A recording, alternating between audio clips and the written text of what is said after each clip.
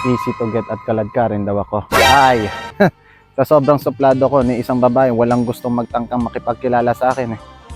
Dahil lalapit pa lang, kakausapin pa lang ako, hinaharang ko na eh.